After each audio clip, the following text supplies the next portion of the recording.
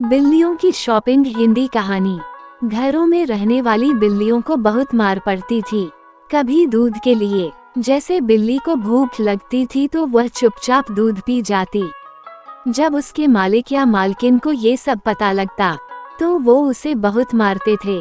इसी तरह बिल्ली जब घूमने जाती थी तो हर इंसान उन्हें देखकर मुंह बनाता था कि बिल्ली ने रास्ता काट दिया, अब क्या होगा।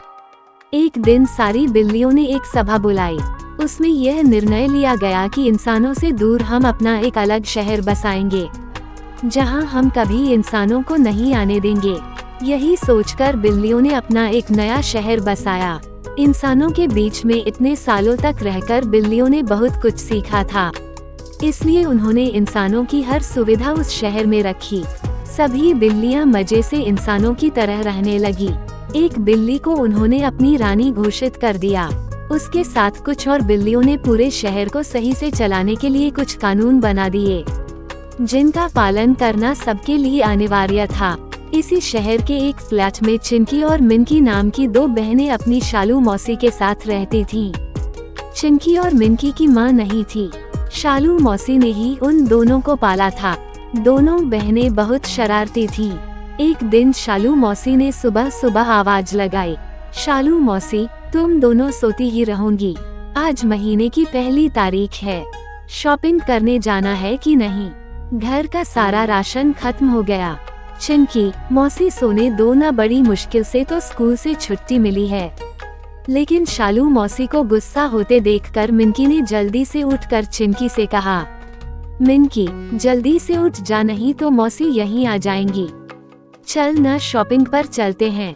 मैंने पिछले महीने एक ड्रेस देखी थी, आज तो मैं खरीद कर ही छोड़ूंगी।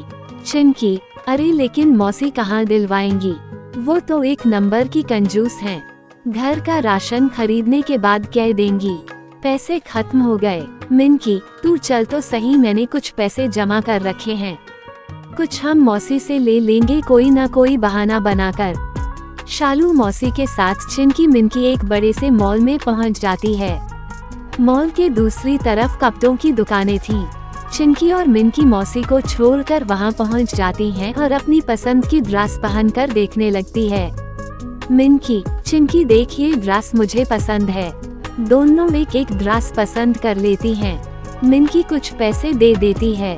इधर चिंकी मौसी से जाकर कहती है, चिंकी मौसी, वहाँ बहुत सस्ती ड्रेस मिल रही हैं, कुछ पैसे दे दो, एक के साथ दो फ्री मिल रही हैं। शालू मौसी, क्या तू सच कह रही है? ये ले पैसे, दोनों अच्छी ड्रेस खरीद लेना। चिंकी और मिंकी ड्रेस खरीद कर बाहर आती हैं तो देखती हैं बाहर शालू मौसी खड़ी हैं और उनके पास बहुत भीड़ लगी थी। वो जल्दी जल्दी पहुंची। शालू मौसी, हाँ देखो ये दोनों कितनी अच्छी ड्रेस पहने हैं। बेटी, इन्हें भी बता दो कौन सी दुकान पर एक के साथ दो ड्रेस फ्री मिल रही हैं।